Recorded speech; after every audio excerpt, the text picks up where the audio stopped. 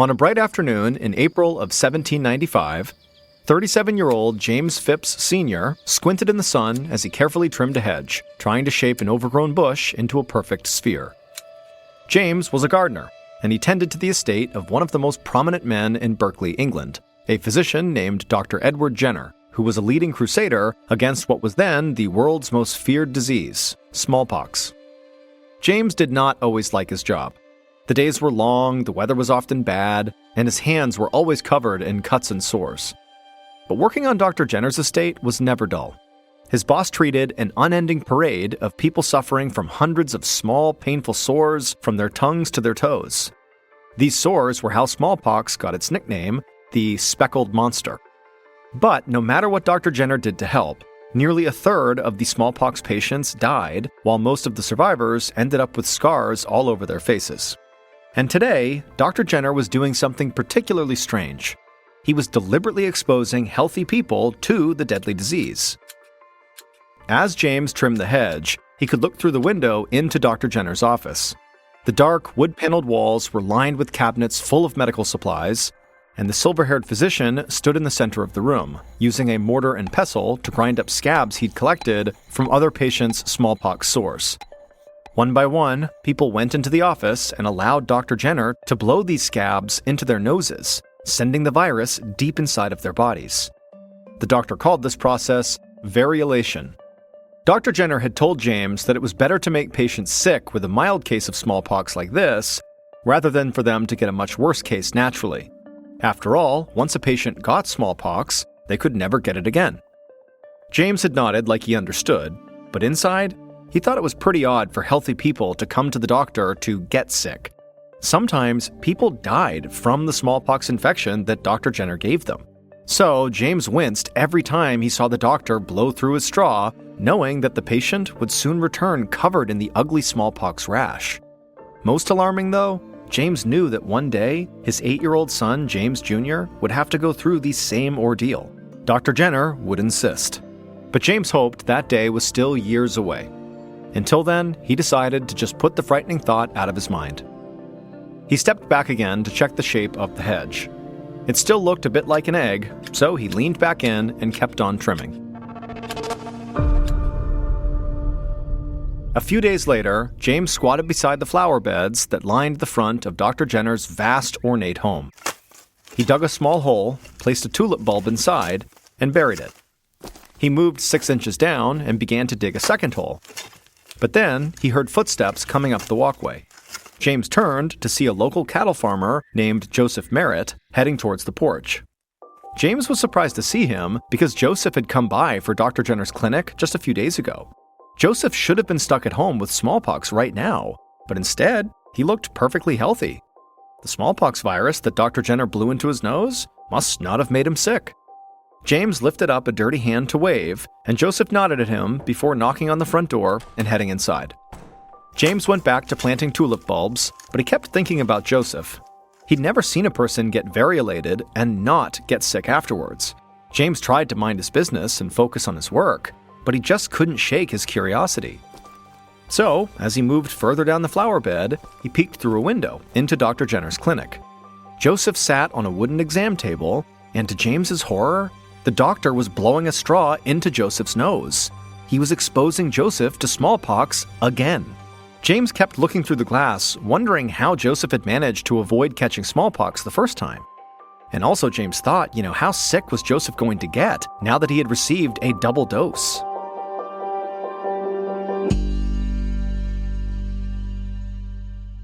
About a year later, in May 1796, Dr. Edward Jenner was enjoying a quiet morning in his sunroom, sipping an after-breakfast cup of tea, when he heard a knock at his door. A few moments later, one of his servants came into the sunroom and told him that a messenger had come from a nearby village. There was a pox outbreak at one of the villagers' farms, and they needed Dr. Jenner's help. Dr. Jenner thanked the servant and immediately went to get dressed. He put on a blue coat with gold buttons and pulled his shoulder-length silver hair into a low ponytail. Then he packed his traveling medical kit with supplies, walked outside to his stable, and got on one of his horses. Dr. Jenner was the only practicing physician within 400 square miles, so he was used to traveling long distances for his patients. Luckily, this particular village was not too far away. He rode through the countryside for about half an hour, and when he spotted the farm he was looking for, he pulled on his horse's reins and slowed to a stop. Dr. Jenner got off his horse, tied the animal to a fence post, and walked towards a small house on the farm. But before he made it to the front door, it swung open, revealing a scruffy-looking man in work clothes. The farmer beckoned Dr. Jenner inside into a small sitting room. There, Dr. Jenner saw a young woman sitting on the couch, cradling her right hand. She was very pretty, with long brown hair and light eyes, but she looked like she was on the verge of tears. Dr. Jenner sat next to her and asked for her name. With a shaky voice, she said her name was Sarah Nelms. Then, she held out her right hand and showed Dr. Jenner the big pus-filled sore between her thumb and pointed finger. She explained that the previous morning, she'd been out picking roses when a thorn scratched her hand. Then, this morning, Sarah had woken up with this huge sore right where the scratch had been. Now, she felt exhausted and feverish, and her hand was throbbing. Tears began to roll down her cheeks, and through sobs, she told the doctor that she was certain she had smallpox. Dr. Jenner nodded sympathetically and then gently took Sarah's hand. Her sore did look like a smallpox spot, but Dr. Jenner knew that Sarah did not have smallpox because the disease didn't start on people's hands. It started in their mouths, then spread across their faces and down their limbs. So he reassured the girl that she didn't have smallpox, but he did have a hunch about what was making her sick. Dr. Jenner turned to the farmer and asked him to point out the barn where Sarah worked. He needed to see it for himself. Moments later, the farmer led Dr. Jenner into a wooden barn where about 30 dairy cows were eating and resting. A few of the animals turned to look at the men, and Dr. Jenner approached one of them and leaned down to look at its udder. And he saw exactly what he was expecting. The cow's udder was covered in a bumpy, scabby rash. It had dozens of sores, just like the one on Sarah's hand. Dr. Jenner walked around the barn and found that every single cow had a similar rash. Dr. Jenner was not a veterinarian, but he knew that this disease was a relative of smallpox called cowpox, and it could be spread from livestock to humans. Dr. Jenner and the farmer went back into the house where Sarah was waiting, and the doctor told her that he had good and bad news. The bad news was that she had cowpox. This meant she was going to have to quarantine herself so she wouldn't spread it to anyone else, and the sore in her hand was likely going to get worse before it got better. But the good news was that cowpox was far less deadly than smallpox, so even though it would take a few weeks for her hand to heal, Sarah was very likely going to be okay. Sarah let out a small laugh of relief and let Dr. Jenner clean and dress her wound. When he was finished, the doctor shook the farmer's hand, went back out to his horse, and began his journey home. But as he rode through the countryside, an idea began to form inside of Dr. Jenner's mind, a really exciting idea. He thought about Sarah's case of cowpox that she undoubtedly got from working with those poor sick animals. It occurred to him that he had treated many milkmaids on many different farms for cowpox. However, he couldn't actually think of a single milkmaid who ever got sick with smallpox. And that reminded him of Joseph, the cattle farmer from a year ago, the one who did not get sick after his smallpox variolation. Just like Sarah, Joseph worked with cows every day, and Dr. Jenner just could not make Joseph sick with smallpox, no matter how hard he tried. This raised a question for Dr. Jenner, one that he needed to answer right away. He pressed his right leg into his horse's side, and the animal sped up from a trot to a gallop to an all-out run. Dr. Jenner held on tight, anxious to get back home.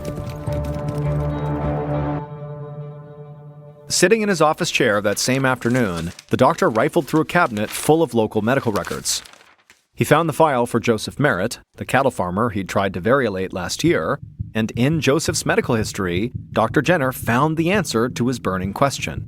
Way back in 1770, so 26 years earlier, Joseph had been treated for cowpox.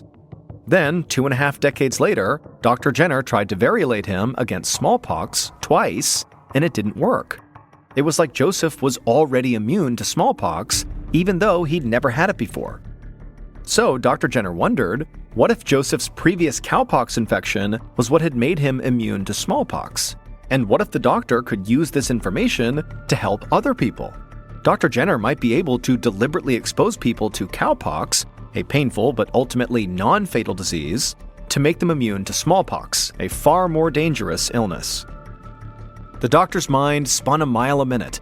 If this idea worked, physicians could save patients from smallpox without accidentally killing them. They could stop the world's deadliest disease in its tracks.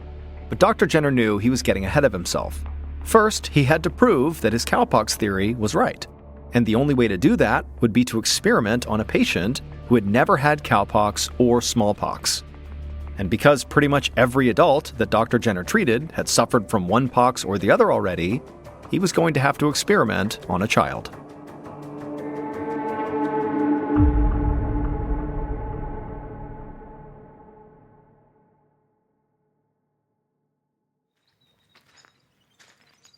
On May 14, 1796, James Phipps Sr. held his son's hand as they walked towards Dr. Jenner's estate. They passed the hedges James had trimmed and the tulips he'd planted, but James was not thinking about his work. He was thinking about the fact that his son was about to become a human science experiment. A few days earlier, Dr. Jenner had asked James if he'd be willing to let him test his theory on Junior. The doctor believed cowpox made people immune to smallpox, so he wanted to infect Junior with cowpox, then try to infect him with smallpox. If Junior didn't get sick, it would prove the doctor's theory was correct. But if Junior did contract smallpox, it would prove Dr. Jenner wrong, and the little boy would face a 30% chance of death. At first, James said no way. Dr. Jenner's theory was mostly based on the fact that one cattle farmer, Joseph Merritt, couldn't catch smallpox. That wasn't exactly foolproof evidence. Plus, Joseph was an adult, Junior was a child, and children were almost always more susceptible to disease. James knew if he agreed, he was going to be putting his son in mortal danger. But still, James also knew that Dr. Jenner was one of the best physicians in the country, and he did trust him. But also, there was just the harsh reality that at this time, a lot of people were getting smallpox, and when they got it, a lot of them died. And so maybe putting his son in danger now was ultimately saving his life. So James ultimately agreed to the plan. He led his son up to the front door, knocked, and a moment later, a servant showed them to the doctor's office. Inside, James saw Dr. Jenner sitting next to a young brunette woman with a bandaged right hand. Dr. Jenner stood up to say hello, then leaned down and told Junior that the woman's name was Sarah and she was going to be helping with the procedure. She had actually come out of her quarantine just for this. Junior glanced at his father nervously, and James gave him an encouraging nod. While Junior sat on the exam table, Dr. Jenner unwrapped Sarah's bandage, revealing the cowpox sore underneath. Then, the doctor grabbed a scalpel from one of the cabinets and asked Junior to hold out his arm and stay still. Dr. Jenner held Junior's wrist while he brought the scalpel towards the outside of the boy's upper arm. James put a reassuring hand on his son's shoulder, and Junior drew in a sharp breath as the doctor pressed the scalpel down and dragged it about an inch across his skin. Dr. Jenner made one more cut beneath the first one, then did the same thing on Junior's other arm. Then, Dr. Jenner turned to Sarah and used the same scalpel to poke a hole in the top of her cowpox sore. Yellow pus began to leak out the top, and right away, Dr. Jenner got a small spatula to gather some of it up. Junior squirmed, but James tightened his grip on his son's shoulders to keep him still as the doctor wiped the pus directly into the cuts on both of Junior's arms. Junior looked completely grossed out, and James did too, but James was also glad that at least this part of the experiment was over. He let go of his son's shoulders, and they headed back home.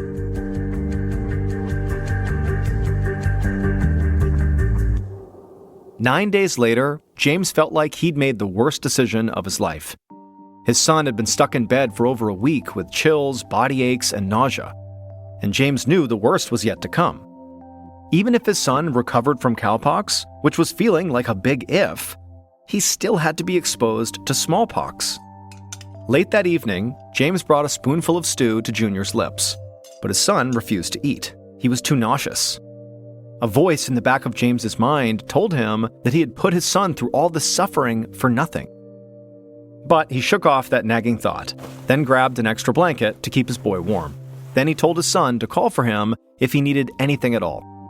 Then, James blew out the candle on Junior's bedside table, went to his own room, and got into bed. And he laid there awake, worrying about his son, until eventually he drifted off to sleep. When he woke up the next morning, James jumped out of bed and immediately went to check on his son. And to his surprise, his son was awake and smiling. Junior said he was finally starting to feel better. In fact, he was even hungry for breakfast. James was so relieved, but he did know the biggest danger was still to come. A little over a month later, on July 1st, 1796, James brought his son back to Dr. Jenner's office for the second part of the experiment. Junior sat on the exam table, looking like he wanted to sprint out the door, while Dr. Jenner took a jar of reddish powder out of one of his cupboards. It was a container of ground-up scabs from smallpox patients. James looked on uneasily as Dr. Jenner sprinkled some of the scabs into the straw and told Junior to hold the straw inside one of his nostrils. Then, once it was in place, Dr. Jenner blew the contaminated red dust into Junior's nose. Over the next several days, James kept a very close eye on his son. He was terrified that he would start developing a fever or the awful smallpox sores. One morning, 4 or 5 days after their visit to Dr. Jenner, Junior woke up with a scratchy throat, and James feared that his worst nightmare had come true. He imagined all these smallpox sores popping up inside of his son's throat, spreading across his face and down his arms and legs. He felt so stupid and guilty, he couldn't believe he'd put his child in this kind of danger. But then Junior drank some water, and suddenly his voice went back to normal. And with a smile on his face, he asked his dad, "When can I go play outside again?" James let out a long sigh of relief and said, "Soon, but not yet." Over the next week or so, Junior continued to just sail along without ever getting sick. And finally, James was satisfied that his son was perfectly fine, and he did let Junior back outside to play. Dr. Jenner's experiment had worked, and though James and his son had no way of knowing it, they had just helped revolutionize medicine forever. It turned out that Dr. Jenner's theory was correct. Cowpox and smallpox were so closely related that contracting one disease made people immune to the other. Dr. Jenner wrote a report about Junior's remarkable immunity to smallpox, and he named his new technique vaccination, after the Latin word for cow. And the name stuck because Dr. Jenner had invented the world's first vaccine. But as incredible as this discovery was, Dr. Jenner's report was met with mixed reactions. It took years for other doctors to endorse smallpox vaccination, and even longer for the public to embrace it. But Dr. Jenner believed in his new methods so much that he devoted the rest of his life to vaccinating patients and teaching other doctors how to do the same. Over the next century, Dr. Jenner's smallpox vaccine saved millions of lives every year. Then, in 1967, almost 2 centuries after James Phipps Jr. took part in Dr. Jenner's experiment, the World Health Organization began a campaign to permanently eliminate smallpox. And by 1980, they did it. A disease that caused countless deaths and immeasurable suffering was literally wiped off the face of the earth. And it all began with a sick milkmaid, a gardener's son, and a very creative doctor. When 23-year-old Juri Kibuishi walked into a room, you couldn't help but notice her. Just 5 foot 3 inches tall, beautiful and outgoing, Juri, whose Americanized name was Julie, had a freewheeling personality and instinctive kindness that just drew people to her. From the flowers that she often pinned in her dark hair to her dramatic eyeliner and colorful painted fingernails, Julie looked like what she was, creative and unconventional. Despite their much more proper and low-key appearance, Julie's Japanese-born parents had always encouraged their daughter's artistic pursuits. And when Julie, a lifelong resident of Irvine, California, was high school-aged, she was accepted into the prestigious Orange County School for the Arts. This was a highly selective charter school that catered to students who were especially interested in the visual and performing arts. But Julie's parents had also stressed the importance to all 4 of their children of getting excellent grades. So even as Julie spent 5 years studying dance and becoming a gifted and passionate performer, she also applied herself with just as much energy to her college preparatory courses. Julie's goal after high school was to dance and to eventually get a degree in fashion design. She found just the program she wanted at Orange Coast College in Costa Mesa, California, one of the top transfer community colleges in the country. and just a 30-minute drive from Irvine, California, where Julie lived with her parents. At Orange Coast, Julie could get her associate's degree and start work in fashion right away, and then if she wanted to, she could transfer to a 4-year college. She would also have time to take dance classes and keep performing. Located 37 miles south of Los Angeles, Costa Mesa is a busy commercial city about a mile from the Pacific coast. Not nearly as expensive as Los Angeles, Costa Mesa was a magnet for aspiring actors and artists and writers who hoped to make their way into some aspect of show business, whether it was movies, the stage, dancing, or scriptwriting. Julie loved the creative energy at Orange Coast, and she also loved all the different types of people who are drawn to a community college, from older students with day jobs to younger students like herself. One of these students was 26-year-old Samuel Herr, an Army veteran whose military service included 15 months in a remote and dangerous outpost in Afghanistan. 5 foot 10 inches tall and 200 pounds, Sam had movie star good looks and an outgoing personality. An only child of older parents, Sam's father had served in the Marines, and like his father, Sam had also found purpose, meaning, and self-discipline during his time in the military. Sam's fellow soldiers described him as courageous and funny. The women he served with described him as very professional and chivalrous. In 2010, after his Army enlistment ended, Sam had also enrolled in Orange Coast College in Costa Mesa. This was the first step in his plan to earn the college degree that he needed in order to re-enter the military as an officer. Although Julie and Sam came from very different backgrounds, as soon as they met each other in an anthropology class, they totally hit it off. Not in a romantic sense, each of them had serious, long-distance relationships with other people, but as friends. Both of them were very close with their families, they enjoyed socializing, and they both had the same outgoing personalities and the same slightly goofy sense of humor and fun. They also both liked tattoos. Julie had 7 of them, and Sam had ink on both arms as well as a huge heart inscribed with Mom and Dad tattooed on his chest. But on a deeper level, Sam and Julie were also both very serious about getting good grades in college and ultimately achieving their long-term career goals. So as soon as Julie realized that her classmate Sam was struggling in their anthropology class, she offered to help tutor him. One evening, when Sam's parents stopped by their son's apartment and met Julie, who was there helping Sam with his homework, they were both struck by the easy friendship between their son and Julie. And when Julie would go on to describe Sam to her parents, she would say they were just friends. One of the nice things for both of them about being in a strictly platonic relationship was being able to talk to one another about their romantic partners. Julie was in an online relationship with a Marine corporal named Mark, who was stationed in Okinawa, Japan, and Sam was engaged to a German woman named Katerina, whom he had met while he was in the service.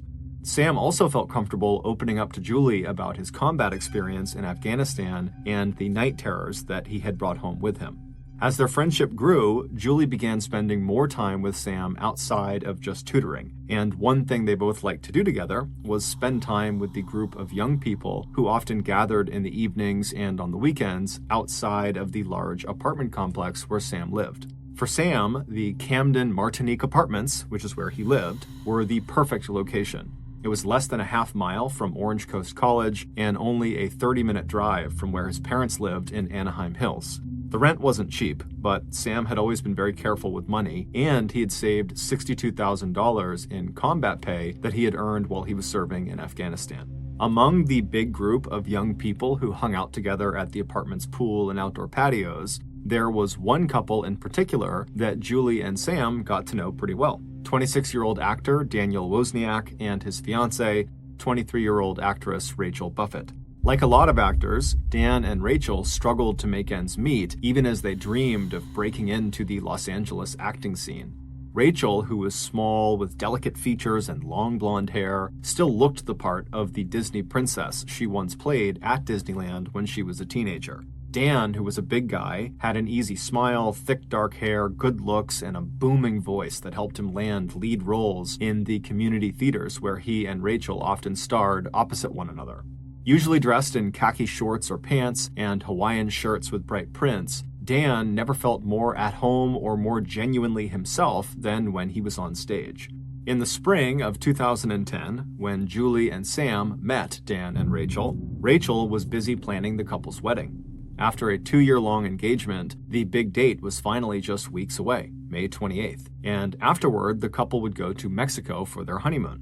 On Friday, May 21st, just a week before Dan and Rachel were going to get married, Julie had a date with her older brother, Taka, at a Thai restaurant in Long Beach to talk about his wedding. Taka also had a surprise for his younger sister. He and his fiancée wanted Julie to be a bridesmaid at their wedding, and that night at dinner, Taka handed Julie the tiara that she would be wearing on Taka's big day. Julie was thrilled, but she was also feeling a little distracted and worried. Throughout that afternoon and evening, Julie had started to receive a series of very strange text messages from her friend Sam. He sounded upset, and he told her he needed to talk to someone. In what she thought must be a bad attempt at humor, he wrote, "No sex. Can you come over tonight at around midnight? Just talk, don't tell anyone. Going out for a little now. Some bad family stuff." Julie was puzzled. Like her, Sam seemed to get along with his mother and father really well. In fact, she thought he was supposed to be visiting with them in Anaheim that weekend. Julie told her brother about these weird messages she was getting. Taka asked her if this was normal for Sam, and she said no, but Sam had been through a lot. Noticing her brother looking concerned, Julie looked up from her phone and smiled at him and said, "Don't worry, you'd like Sam." After dinner, Julie said goodbye to her brother, and laughing, she put the tiara on just before stepping out into the clear 60-degree evening. She could feel the light breeze from the ocean as she climbed into her car to make the 35-minute drive south from Long Beach to the Camden Martinique apartments where Sam was.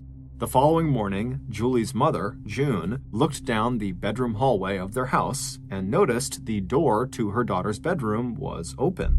Peeking inside, she saw Julie was not in there, and she realized in that moment that her daughter had not come home the night before. June immediately called and texted Julie, but received no answer. When she called her son Taka to see if maybe Julie had stayed the night with him and his fiancée, June's worry deepened to alarm. Taka said no, Julie was not with them, and he told his mother about the very strange text messages that Julie had received from her friend Sam. Feeling very concerned, Taka and his mother began scrolling through their texts and contacts to see if they could find Sam's number. Meanwhile, about 20 miles away in Anaheim, Sam's parents had also begun worrying about their child. Sam was supposed to visit them that morning, but he hadn't shown up yet. Sam had always been good about letting his parents know if his plans had changed or if he was running late, but by midday, they still had not gotten a call or text from him. By late afternoon, Sam's father, Steve, who was an athletic-looking man with thick white hair who often went to the gym with his son, he hopped into his car and drove up to Costa Mesa to make sure Sam was okay. Once Steve arrived at the Camden Martinique apartments, it was getting dark. He walked up the stairs to apartment D110 and knocked on the door. When he didn't hear an answer, Steve reached into his pocket and pulled out the spare apartment key that Sam had given him. He unlocked the door and he stepped inside. Turning on the light, Steve saw immediately that there was no one in the kitchen or living room and also no sign of any disturbance. As he headed toward the bedroom, he hoped he'd find his son laid up in bed with a bad cold. Instead, as he pushed open the door to the bedroom and flipped on the wall light, it was like he had discovered a chamber of horrors. Kneeling next to the bed with her upper body lying stomach down on top of the mattress was the body of a young woman. Her jeans, which were cut or torn, had been pulled down almost to her knees. On the back of her sweater, scrawled in black magic marker, were the words, "All yours, F you." Although one side of the woman's face was visible, she was totally unrecognizable. Her features were covered in blood and gore, and all Steve could really see was just this massive wound above and behind her ear. It looked like the back of her head had been blown off. And just above that crater of bone, blood, and brain tissue, Steve saw a tiara tangled in a mass of blood-soaked hair. Shocked, Steve backed away from the gruesome scene, and after quickly checking the other rooms and finding no one else in the apartment, he pulled out his phone and he dialed 911. Near the doorway to the bedroom, police found a colorful shoulder bag. It contained a cell phone and a wallet with a driver's license. The victim, sprawled on the bed and the floor, was 23-year-old Julie Kibuishi. When they were informed by police that their daughter was dead, Julie's parents were devastated. June Hibuishi kept telling the officers they must have made a mistake. The evening before, she and her daughter had been cooking together in the kitchen. When it had been time for Julie to go see her brother at the restaurant, she had changed her clothes, given her mom a quick hug, said goodbye, and stepped out the door. It was impossible to June and her husband that this daughter, who was so kind and so full of life, could now just be dead. As for the Costa Mesa detectives who arrived on the scene moments after receiving Steve Herr's frantic 911 call, every piece of evidence they discovered inside of that apartment pointed to Steve's son, Sam. Sam knew the victim, and from the words written on the back of Julie's sweater and the position of her body that suggested sexual assault, she may have been caught up in a love triangle gone wrong, or been the victim of a domestic dispute with Sam. Most damning of all was the long string of strange text messages that Sam had sent Julie the night before, begging her to come see him immediately. And even though Sam said, quote, "no sex" in one of his text messages, just the mention of sex seemed to indicate that it was possible that these two were, in fact, romantically involved, despite what they told people. And then there was Sam's military background and his combat experience in Afghanistan, and the possibility that Sam, like many combat veterans, was affected by post-traumatic stress disorder.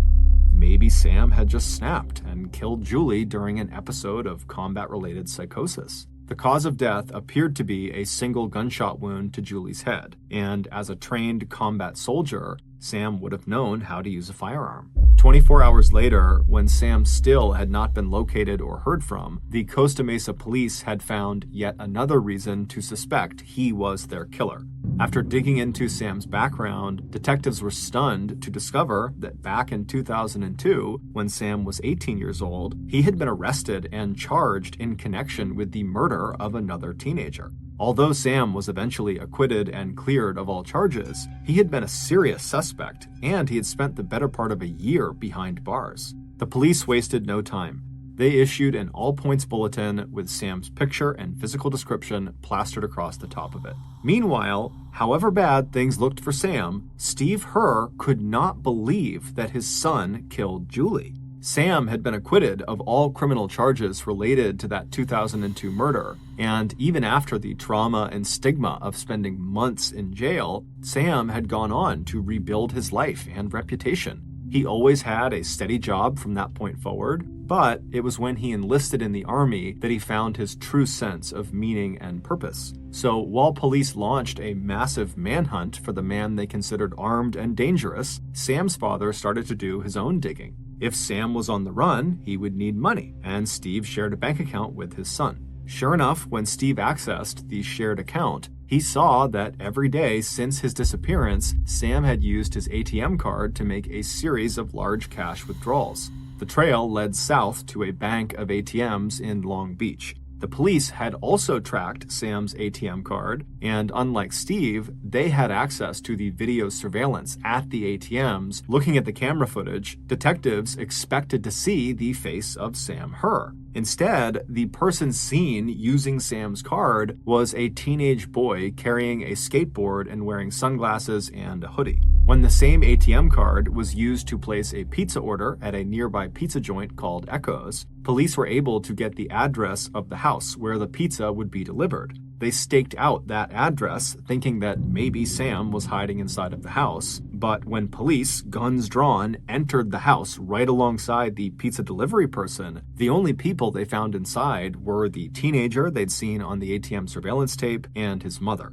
A terrified 16-year-old Wesley Freilich told police that he had been given the ATM card by a man he knew who was working for a bail bonds agent. The man had told Wesley that the card belonged to a client who had posted bond but then disappeared without paying the agent.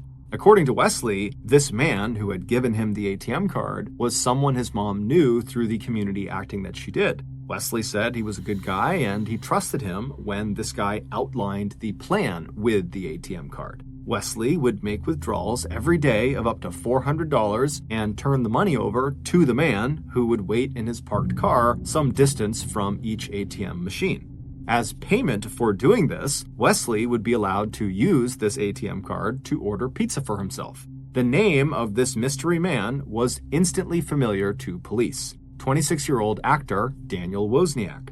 Daniel and his fiancée Rachel, who were both friends with Sam and Julie, had been among the residents of the apartment complex that police had interviewed the day after Julie's body had been discovered. And in the course of that routine interview with them, Dan had told police that he and Rachel had last seen Sam on the afternoon of Friday, May 21st, which was the night Julie had dinner with her brother before going to see Sam.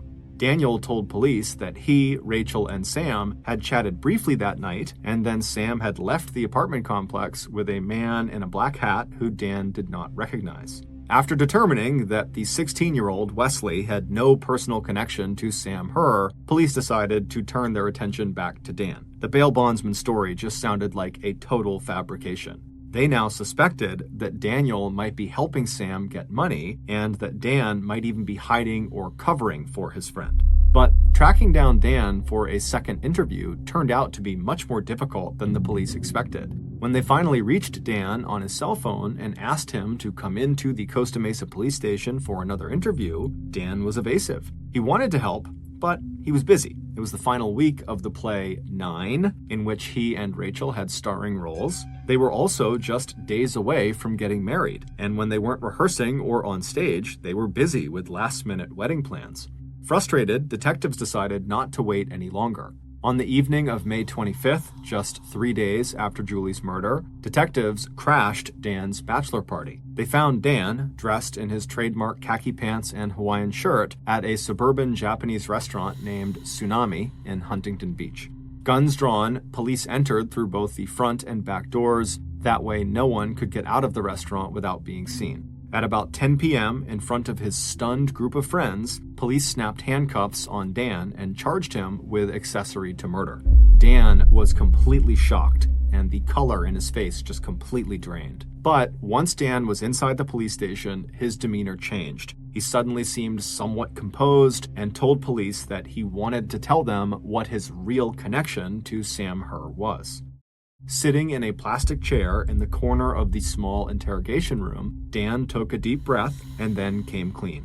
He told police that the whole bail bondsman thing that the 16-year-old kid was involved in was indeed a fabrication. It was a cover for a credit card scam that he and Sam were in on together. The way it worked was Wesley, the 16-year-old, would make a series of large cash withdrawals using Sam's bank cards, and then Sam would put in a claim with his bank saying he never authorized the withdrawals. This, of course, allowed Sam and Daniel to keep the cash Wesley had taken out, as well as the reimbursement money they would get from the bank. Wesley did not realize this was going on. He thought this was all legit, and he really was working for Daniel, who was working with the bail bondsman, and Wesley thought he was just getting some free pizza out of it. His mother was also unaware of this scam. The police proceeded to ask Daniel the same questions they had asked before when they spoke to him at the apartment, and Daniel gave the same answers. The last time he saw Sam was on that Friday afternoon, shortly before he saw him walk off with some guy in a black hat, and then that night, Daniel and his fiancée Rachel had been at their theater performing in their musical called 9. But then something odd happened. About 30 minutes into this interrogation, Daniel suddenly completely changed his story. The police were so caught off guard that they really didn't even interrupt. They just let him speak. 1 minute, Daniel was talking about this credit card fraud scam, and then the next minute, without missing a beat, Dan told detectives that, well, in fact, Friday afternoon had not been the last time he had seen Sam. In his new version of events, Dan told police that in the very early hours of Saturday, May 22nd, Sam had knocked on the door of Dan and Rachel's apartment. When Dan got out of bed and walked through his darkened living room and opened the door, he saw his friend standing in the doorway looking totally frantic and disheveled. Sam immediately told Dan that something horrible had just happened and that the two of them were in trouble and they needed to get the F out of there as soon as possible. Dan, who thought this must have something to do with their credit card scam, immediately stepped back into his apartment and, being careful not to wake up Rachel, put on his clothes. A few minutes later, he and Sam were driving Sam's car south to the Long Beach Town Center Mall where Sam had asked to be dropped off. And it was during that drive that Daniel heard exactly what the horrible thing was that had just happened. And it had nothing to do with a credit card scam. Sam went on to tell Dan that Julie was in his apartment and that he had killed her. Dan told police Sam's exact words. "I shot somebody. It was a fit of rage. I was doing some heavy drugs. I'm not happy about it, but she had it coming." The two detectives looked at each other. This was exactly the break in the case that they had been hoping for. Daniel's story had just confirmed their own reconstruction of the crime.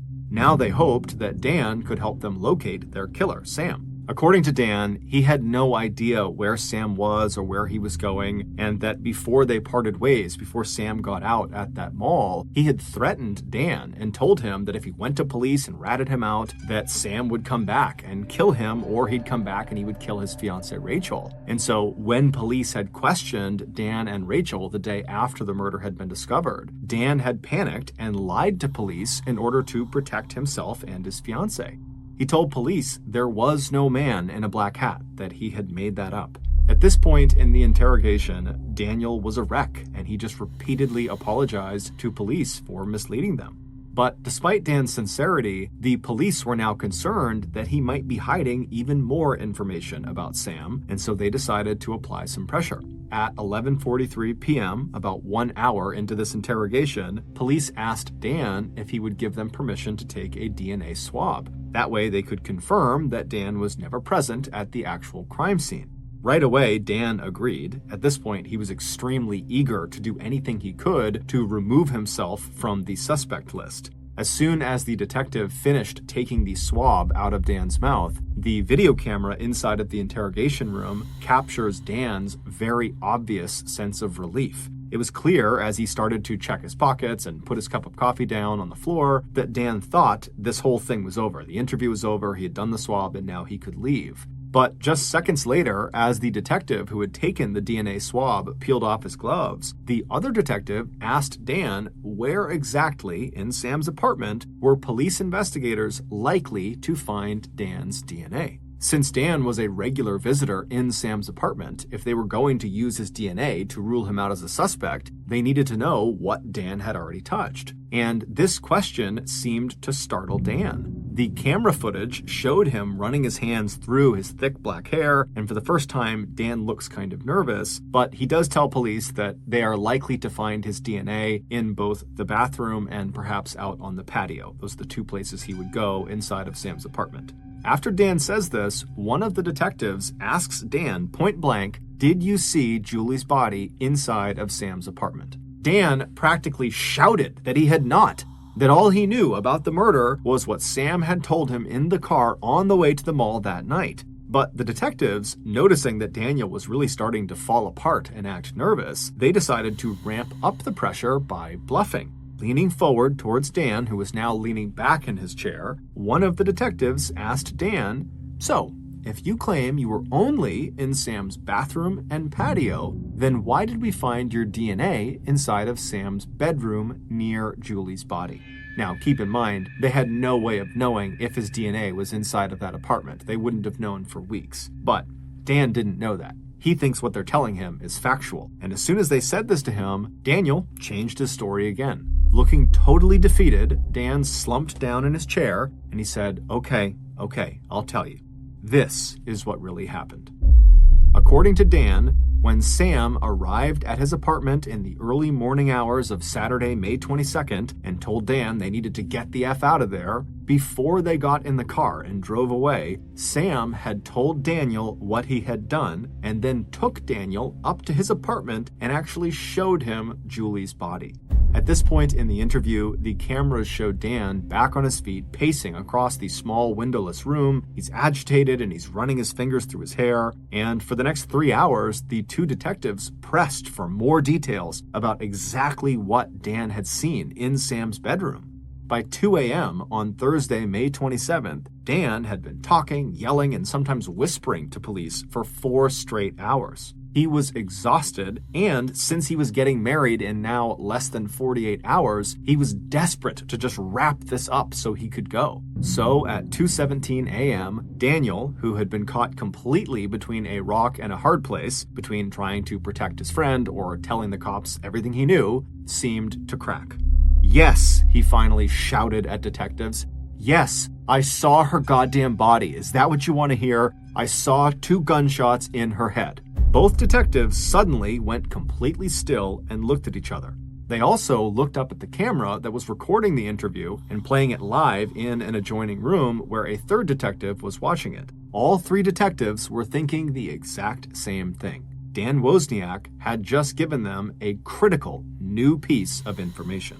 Based on what would stretch into a 14-hour interrogation of Daniel Wozniak and an investigation into the new evidence police would uncover based on what he told them, this is the reconstruction of what happened to 23-year-old Julie Kibuishi and how police were finally able to locate their prime suspect, Sam Herr. Back on the evening of Friday, May 21st, about half an hour after Julie had left that Thai restaurant in Newport Beach where she was having dinner with her older brother Taka, Julie pulled into the parking lot next to the Camden Martinique apartments where she had agreed to meet her friend Sam Herr. Although she was still wearing the sparkly tiara that her brother had just given her, Julie's mood had turned serious. Before heading into Sam's apartment, she scrolled one more time through the dozens of text messages he had sent her starting that afternoon. They all seemed so strange and out of character for Sam, but she knew Sam dealt with some very serious night terrors from his time in Afghanistan, and for all she knew, he could be having some sort of breakdown right now that was Afghanistan related. So, believing Sam really just needed a friend right now, she put her phone away, got out of her car, and made her way over to the stairs that would take her up to his apartment. When she reached the floor his apartment was on, she saw Daniel standing outside of it. It turned out Dan had become worried about Sam too when Sam had not been responding to his knocks on his door. Dan told Julie he did have a spare key and thought, maybe the 2 of them should just go inside and see what was going on. Grateful for the company, Julie waited a minute after Dan had unlocked the door and walked inside, then she followed Dan into the apartment. There was no sign of Sam, but a few seconds later, Julie, who was standing in the front area of the apartment, she heard a terrified-sounding Dan call out from Sam's bedroom in the back of the apartment. She asked what was going on, and Dan just called out, "You'd better come in here. There's something in his bed that you need to see." And so Julie began walking towards the bedroom. Several hours earlier, Daniel had called Sam and asked him to go with him to one of the small community theaters where Dan often performed. It was called the Liberty Theater and was located about 30 minutes north of their apartment complex. Daniel needed help moving a heavy piece of set furniture that was wanted by another local community theater. Sam agreed, and the 2 met outside in the parking lot of their apartment building. Then they hopped into Sam's car and they headed north. Once they arrived, Dan led Sam through the empty theater, and when they were backstage, they climbed a flight of stairs to the 2nd floor, and then once they were up there, Dan pointed out a dusty wooden ladder that led up to the attic. So up they went, and as soon as they were up there, Dan quickly walked over to this big piece of furniture and signaled to Sam that that was it. That was the piece they were going to move. Sam nodded and moved past Daniel and took up a spot next to him, kind of crouching down to get a good grip underneath this big piece of furniture. Little did Sam know that his friend, Daniel, who was now standing behind him, could not have cared less about moving furniture. Instead, Dan was quietly pulling out a .38 caliber semi-automatic pistol. And then once it was out, he aimed the pistol carefully at the back of Sam's head, and then he pulled the trigger. For a moment, all Dan could hear was the echo of the shot reverberating around the attic. And then Sam, who was still alive, turned to look up at his friend. Sam whispered, "I need help. I need help. Something hit me. I think I've been electrocuted." Looking directly into Sam Herr's eyes, Dan raised the pistol and pulled the trigger a second time. Except the weapon didn't fire. It jammed. So while Sam is laying there staring up at Daniel with a look of horror on his face, Daniel calmly pulled the slide back of the pistol. He cleared the jammed round out of the gun. He reloaded the gun and then placed the gun up against Sam's temple and pulled the trigger again. This time, the gun did fire, and this time Sam would die. Then Dan, stepping carefully to avoid the blood that was spreading out across the floor, bent over Sam's body and removed his phone, and rifling through his friend's wallet, Dan pulled out Sam's passport and Sam's ATM and credit cards. Flipping Sam's phone open, Dan began to send what would be a long string of text messages to Julie. Each one was carefully scripted to draw her to Sam's apartment later that night and to look to an outsider as though Sam was in the midst of a personal crisis and that he and Julie were somehow romantically involved. Leaving Sam's body where it had fallen, Dan climbed back down the wooden ladder, down the flight of stairs to the ground level, left the empty theater, and got into Sam's car. But before going back to his apartment, Dan picked up the 16-year-old Wesley Freilich, and they made their first withdrawal using Sam's ATM card. Once he had returned to the Camden Martinique apartments, Dan had just enough time to shower, change his clothes, and send Julie yet another round of strange text messages from Sam's phone. "I need to talk to you. Can you come here around midnight? Please, come alone, please." A little while later, when Dan arrived at the Hungry Artists Theater for the final showing of the play he was in called 9, this was not the same theater where hours earlier he had killed Sam, his fellow actors would report that Dan showed no sign of any stage jitters. Instead, he gave what some of his colleagues described as the best performance of his life, playing opposite his beautiful bride-to-be, Rachel Buffett. After the performance, Dan stood for a moment backstage by himself and checked Sam's phone. Once he saw that Julie had agreed to meet Sam at midnight, Dan smiled. Then he stepped back into the group of friends who were all congratulating him on his great performance. Then he and Rachel headed home, where Dan would shower yet again. He would have sex with Rachel, and then he would tell her he was stepping outside just to go for a little walk. In reality, he was making his way over to Sam's apartment to wait for Julie.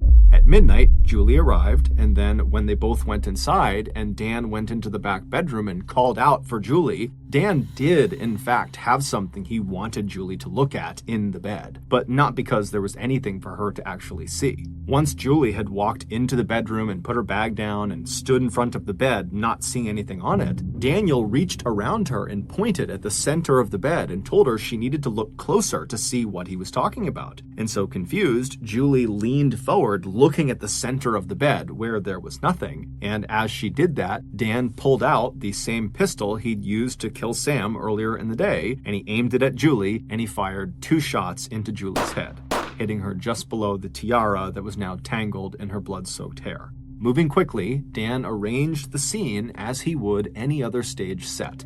Using scissors he had brought with him, Dan cut through the waistband of Julie's jeans, pulling them down around her hips to make it look like she had been sexually assaulted. Then he took a black magic marker and wrote, "All yours, F.U." on the back of her sweater. Satisfied that he had created the perfect frame job that would have police chasing down Sam Herr as Julie's murderer, and knowing police would never find Sam, Dan backed away from Julie's mangled and bleeding body and returned to his own apartment, where he showered yet again. The next day, Dan returned to the Liberty Theater where he had killed Sam. This time, he brought an axe and that same pair of scissors with him. Returning to the attic, Dan used the scissors to cut off Sam's clothes, and he used the axe to dismember Sam's body. Dan left Sam's naked and headless body upstairs in the theater, but using plastic bags he had picked up at a nearby cafe, Dan packed up Sam's head and hands and one arm and stuffed them into a backpack. Then, Dan left the theater, drove to the El Dorado Nature Center 3 miles away, and there he scattered Sam's remains in shallow openings he found or dug near the bases of trees and under bushes. Then, Dan, who was so far behind on his rent he would soon be evicted from the Camden Martinique apartments, and who desperately needed money to pay for his upcoming honeymoon, headed for the ATMs where he would meet Wesley Freilich and collect another $400 installment of Sam Herr's combat pay. It is possible that Daniel might have gotten away with the brutal murders of Sam and Julie, but in those early morning hours of May 27th in the Costa Mesa police station, at about 2 a.m., when Dan was asked by detectives what specifically he had seen when he looked at Julie's body sprawled out on Sam's bed, Daniel Wozniak delivered exactly the wrong line. "I saw 2 gunshots in her head." All 3 of the police officers who were listening to that interview knew that anyone who was just looking at Julie's body, like Dan claimed he was doing, they would only have been able to tell there was a single wound. It would not have looked like 2 distinct gunshot wounds. So the only way Daniel could have known that there were 2 gunshots in Julie's head was if he had fired those shots himself. So when he still kept denying any involvement, the police told Dan they knew he was lying and they put him into a jail cell. They reminded him he was under arrest for being an accessory to murder, and the only way he'd be leaving is when he told them everything he really knew about Julie's murder. And then the following afternoon, at about 1:15 p.m., Dan would further implicate himself during a conversation he had from the jail with his fiancée Rachel Buffett. By then, Rachel knew Dan had been arrested. She had also found out from Dan's brother, Tim, that Dan had given Tim a backpack filled with bloody clothes and a .38 caliber pistol, Sam's passport, phone, wallet, and 2 spent shell casings. Instead of destroying the bag as Dan had told him to, Tim had just thrown the backpack over the fence behind their parents' house. When Rachel told Dan on the phone in a call that was recorded by police that she was going to tell the detectives what she knew, including the existence of this backpack, Dan whispered into the receiver, "Then I'm doomed." 30 minutes after this phone call with Rachel, Daniel would signal to police that he was ready to confess to what he did. The cameras show him sitting at a small table in the interrogation room, elbows on the table, head resting in his hands. Yes, he had murdered Sam because he wanted that $62,000 in combat pay that Sam had saved from his deployment to Afghanistan. And yes, he had murdered Julie just as a decoy, a way to mislead police into thinking that Sam had disappeared because Sam was not a war hero, but rather a killer who had gone on the run after murdering Julie in a fit of rage or jealousy. When asked by police why he did it, Daniel told them, "I'm crazy. It was always all about the money." Following Dan's confession, police searched the Liberty Theater and found Sam's badly decomposed partial remains. The only way to recognize the torso as belonging to Sam was the heart tattooed on his chest that was inscribed with the words Mom and Dad. On May 29th, the day Sam Herr would have turned 27 years old, police found his head, hands, and one of his arms scattered throughout El Dorado Nature Center. More than 5 years later, on December 16th, 2015, Daniel Wozniak was charged with 2 counts of first-degree murder.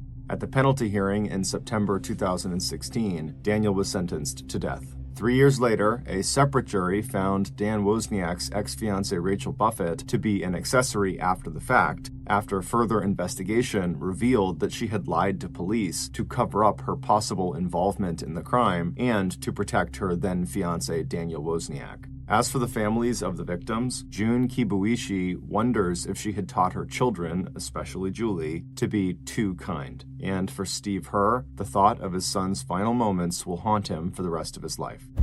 On July 18th, 2019, 28-year-old Andrew Harper scrawled a little note inside of a card, and then he folded the card up, he slipped it into its envelope, and he handed that envelope off to a nearby friend. And this friend, after getting this envelope and Andrew's directions for what to do with it, he left Andrew's room and began walking down the hall all the way towards the other side of the Ardington house. The Ardington house, where they were staying, is this beautiful mansion built in the 1700s that sits on about 30 acres of gardens and parklands, and it's located about an hour west of London in the English countryside. Once Andrew's friend, with this letter in hand, had walked all the way across the mansion and had found the room he was looking for, he gently knocked on the door, and then after being led inside, he made his way right over to 28-year-old Lissy Beckett, and he handed her the envelope. Lissy and Andrew had grown up in the same town of Wallingford, which is a small rural town about 10 miles away from where they were, the Ardington house. And from the time Lissy and Andrew had met each other when they were 15 years old, they had become totally inseparable. It was truly love at first sight. And now, 13 years later, they were finally getting married. And so Lissy, after getting this envelope, she saw the writing on the outside of it and knew it was from her fiancé. And so she smiled, she opens up this letter, and she reads what's inside. And it just said, "Life is slippery. Here, take my hand." While on the surface, this little note seemed like nothing more than a romantic gesture from Andrew, in reality, those 7 words contained in that card were a great representation of who Andrew really was. He was a protector. Ever since Lissy could remember, Andrew had always been so concerned with her safety. And for that matter, anybody around Andrew was just worried about and wanted to make sure everybody was taken care of.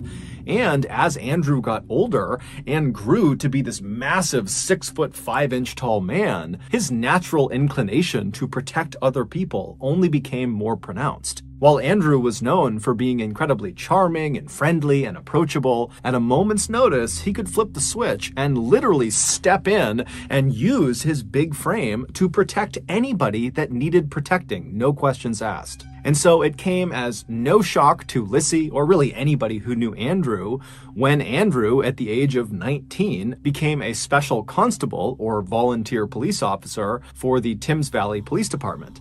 This police department was the same one that oversaw Wallingford, where he and Lissy had grown up, and also the surrounding areas. And just a year after becoming a special constable, Andrew had done such an amazing job that he was hired on by the Thames Valley Police Department to be a regular constable, so a full-fledged police officer. And over the following years that he was a regular constable, Andrew's hard work and dedication would quickly make him one of the most well-respected and well-liked police officers on the force. In fact, just a few weeks before he sent off that letter to Lissy on the day of their wedding, Andrew had been promoted. He had been assigned to the road policing unit within the Thames Valley Police Department, and what that meant was, in addition to a host of new responsibilities on a day-to-day basis, Andrew would now become one of the police officers who would immediately respond to any emergency call that came in. He was basically a front lines police officer now. And so, of course, this meant Andrew's job just became a lot more dangerous. But for Andrew, that didn't matter at all, because to him, the most important thing was protecting people in need. And so this promotion just gave him a bigger opportunity to do that.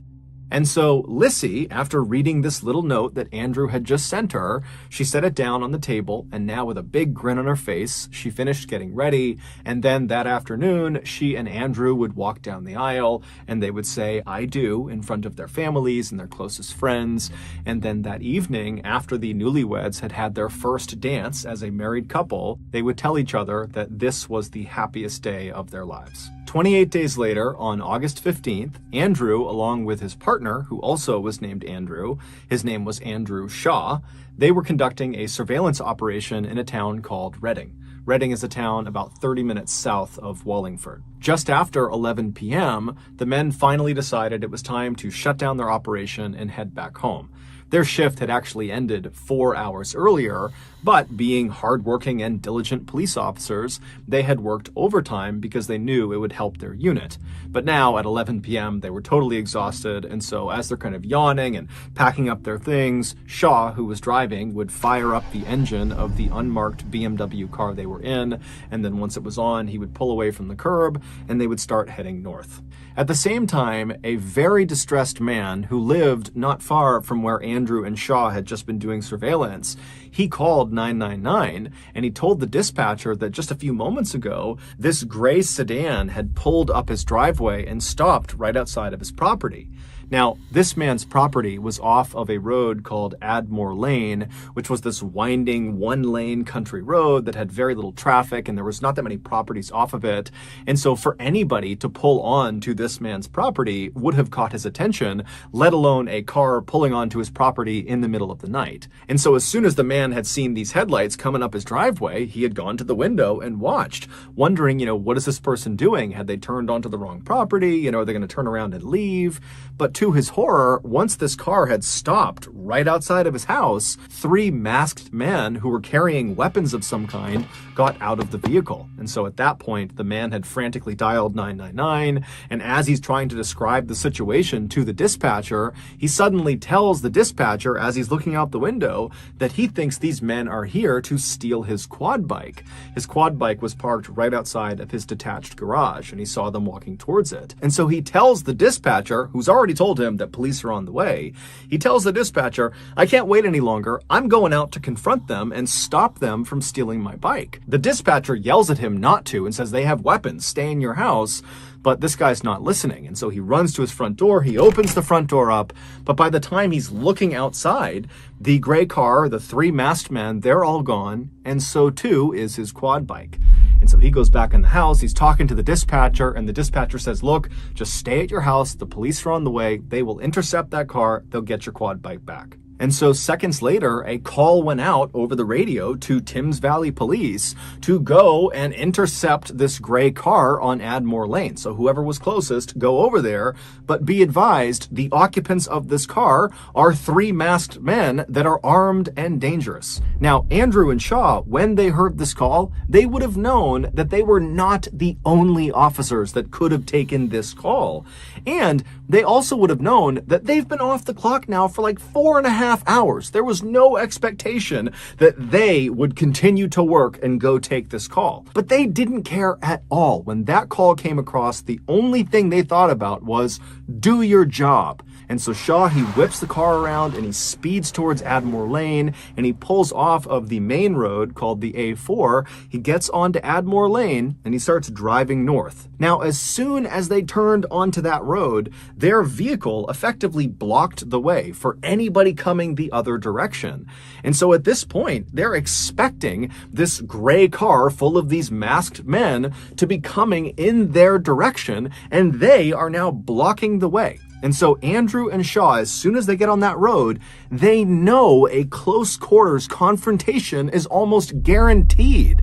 But when you listen to the dash cam footage from the front of their vehicle that picked up the voices of Andrew and Shaw as they turn onto this road, there is no nerves, there's no fear, there's no hesitation. They are calm as can be. This is what they have trained for. They were ready. And so Shaw, he's making his way up this winding road. It's totally pitch black. The trees are practically on top of the road. It's like a tunnel of trees. And so they're driving along this road, and then all of a sudden, up in the distance, you can see on the dash cam footage, you see headlights bombing toward them. They're way off in the distance, and then all of a sudden, that car, these headlights, they come flooring out right in front of them, and both cars come to a screeching stop. You can hear the screeching of the brakes on the dash cam footage. And so this car in front of them comes to a full stop, and Shaw, he stops, but then he moves up just a little bit closer before fully stopping the car. And so now the two cars are only maybe 10 or 15 feet apart. At this point, it's important to understand that the vehicle that Shaw and Andrew were in was an unmarked car, and they had intentionally not put on their blue lights as they're cruising up this road because they didn't want the suspects to see the blue lights in the distance and turn around and get away. And so now they've come face to face, and so Andrew and Shaw, they're looking at this vehicle, and they can see that one, it's a gray sedan, so it matches the description of the car they're looking for, and two, behind this gray sedan is what looks like a quad bike that they are towing. And so they know this is the car they were looking for. It's on Admore Lane. This is going to be it. And so Shaw, he flips on the blue lights, and Andrew, who's in the passenger seat, he opens the door and begins yelling at the occupants to stay where they are. But they don't listen, because now the masked men in the gray car, they know they've been caught. There's police right in front of them. And so suddenly, one of the masked men in the back seat of this car, he leaps out of the vehicle and he runs around to the back of the gray car and he unhooks the quad bike. And then the gray car, without even waiting for this third masked man to get back inside, it just begins driving forward on the left side of Shaw and Andrew, basically trying to drive around them, despite the fact there's nowhere to drive. It's a ditch on either side of the road. But obviously, these guys are desperate and willing to do anything to get away. And so this gray car has driven down into this ditch before Andrew and Shaw could do anything. And then the third masked man, who's realizing he's being left behind, he starts running around the right side of the police car. So he's trying to go around the other way. And amazingly, as soon as the third masked man made it around to the back of the police car, the gray car somehow managed to pop out of the ditch and got back onto the road, and it starts driving away from Shaw and Andrew. And as they're driving away, the third masked man is just on the road running after them. And so Andrew, seeing an opportunity to potentially grab this third masked man that was out on foot, he jumps out of the police car, he turns and starts running down the road after the suspects. And so Shaw, he doesn't have enough space on this road to turn around and drive after them, and so all he could do was put the car into reverse and then look over his shoulder and start driving in reverse after them. And so as Shaw is driving backwards down this road, he can see out of his rear window Andrew, who is chasing the third masked man, who is chasing the gray car. And so he can see all this happening out his back window. And then something totally strange that just defied logic happened. The third masked man suddenly leaps as if he's trying to jump into the moving car. And at the same time, Andrew, who's closed the distance on him, kind of lunges for the third masked man. And then just as suddenly as these two maneuvers have happened, both men just vanish, and then the gray car just drives away and disappears. And so Shaw, he's watching this happening, and he has no idea what he's just witnessed. He's thinking, where did Andrew go? Where'd the third masked man go? What's happened? But he still can only drive in reverse, and so he's just driving and driving, and then finally he reaches a point in the road that's just wide enough that he's able to turn the car around, and as he's doing that, you hear over dispatch that someone is asking Shaw, what's going on? Where are you? And all Shaw is able to say is, my partner, Andrew, has gotten out of the vehicle and I lost him. I don't know where he is. And so after Shaw has turned the vehicle around, he begins driving, now facing the proper direction. And as he's driving down this creepy dark road, you don't see anything. It's eerily quiet.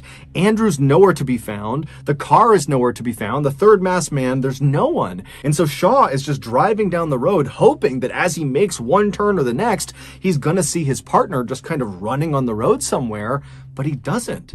But as he's driving along, what Shaw didn't realize was that there were things in the road that belonged to Andrew. They were kind of small, so he didn't see them, but the footage would later reveal that it was almost like there was this trail of Andrew's things kind of littered all over the road. There was his wallet, then there was his badge, then there was his license and other ID cards, and then there was his glove, and then there was this piece of plastic that looked like it belonged on Andrew's vest.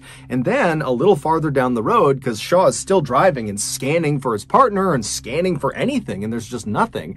As he's driving along, he would, in real time, notice something of Andrew's, and it was Andrew's stab vest that he wore over his chest. And so he stops the vehicle and he gets out, and again, he's on this totally pitch black road where it's weirdly quiet, and he's walking up and he grabs the vest, he comes back into his vehicle and he puts it down inside of his car, and at this point, over the radio, people are asking Shaw, what's going on? Where are you? And you hear in Shaw's voice a bit of panic as he's like, I've found Andrew's stab vest. It was on the side of the road. And he can't make sense of that. He has no idea why it's there. And dispatch, they don't know what to make of that. And so Shaw just continued driving down this road, thinking to himself, what's happening here? Meanwhile, less than a mile away at the end of Admore Lane, where it joined up with A4, which is where Andrew and Shaw had originally come in, two other Thames Valley police cars had arrived at that intersection. They had gone there specifically to try to intercept this gray car as they fled. And so they're sitting at this intersection and they're looking up Admore Lane and they see headlights bombing towards them. It's the gray car, and the gray car comes speeding out onto A4. It makes a hard turn and it speeds away from these two police cars. And so one of these two police cars that were waiting out on the A4, one of them takes off following the gray car. But the other police car, they stay right there because unbelievably, they had just spotted Andrew. It would turn out when Shaw first put the BMW into reverse and he began going in reverse towards his partner who was chasing the third masked man who was chasing the gray car, when he was doing that and he was watching out his back window and he saw the third masked man jump and then disappear and then Andrew disappeared, that was not a figment of his imagination. That really happened. The third masked man had attempted to jump into the moving vehicle and he had been successful. As for Andrew, why he suddenly vanished, the reason for that is truly horrific. The three masked men were 18-year-old Henry Long and 17-year-olds Albert Bowers and Jesse Cole. All three of them, prior to this night, had fairly extensive criminal records, and they proudly referred to themselves as career thieves, which basically just meant they spent all day and all night stealing from people. And so that night, they had gone out with the intention of stealing that man's quad bike. It's unclear how they knew he had a quad bike, but they definitely showed up prepared because they knew they would have to get onto his property and very quickly tow that bike out of there before the homeowner could stop them. And so they had attached this long, very thick rope to the back of their gray car. It was basically like this big loop of rope, almost like a lasso. And so when they pulled up onto that man's property, they backed up to the quad bike and they looped that stretch of rope over the handlebars of this quad bike. And then all three of them piled back into the gray car and they sped off with the quad bike in tow. But when they were on Admore Lane and came face to face with Andrew and Shaw and realized those are police officers and were caught, the third masked man, aka Jesse Cole, he hopped out of the gray car, he ran around to the back, and he unhooked the loop of rope from this quad bike, ditching the quad bike by the side of the road so that it would be easier for the gray car to make their getaway. And so once it was free, the gray car kind of took off without Jesse. And so Jesse ran around the cop car, but Jesse would get back up to the side of the gray car and he would leap into the window. And as soon as he was inside, and Henry, who was driving, he knew he was inside, so they're all good, Henry hit the gas. And who was standing with both feet inside of that loop of rope dangling off the back of the gray car when the gray car suddenly accelerated? Andrew Harper. Andrew was swept off of his feet as the rope grabbed onto his legs, and so his head came back and smashed into the ground, and then he was dragged for 91 seconds at an average speed of 42.5 miles per hour down Admore Lane. It was only after he had been dragged for over a mile, whipping violently side to side, smashing not only into the ground, but into trees and fence posts and shrubs, just getting destroyed on this road, that finally, when they pulled off of Admore Lane and got onto A4, that turn swung Andrew around and he smashed into a curb that dislodged him from the rope and sent him careening into traffic. At that point, one of those two police cars took off after the gray car in pursuit.